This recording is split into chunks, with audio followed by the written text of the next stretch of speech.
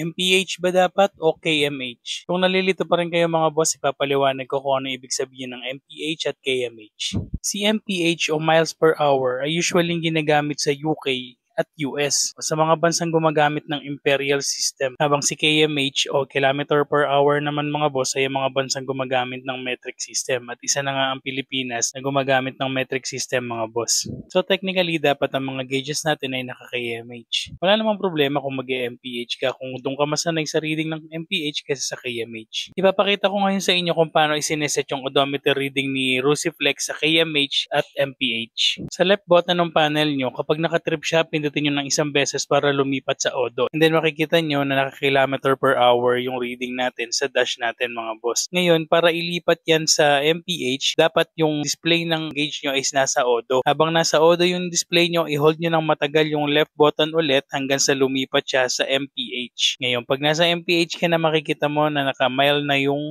reading niya sa gauge. Dito maraming nalilito sa mga bossing natin, bakit daw ang haba na natinakbo ng flex nila pero mababa pa rin yung odo. Kasi mga boss, ang 60 miles per hour ay katumbas na halos ng 92.5 km per hour. Kaya maigsi lang sa miles kumpara sa KPH. Para ibalik sa KMH, hold mo lang ulit na matagal yung left button and then babalik na yan sa kilometer per hour yung odo nyo mga boss. At ganun nga lang mag-set ng MPH to KMH ni Rusiflex mga boss. Sana ay may na-share at naitulong ulit ako sa inyo mga boss. Salamat. Ingat lagi sa daan. Ingat lagi sa biyahe.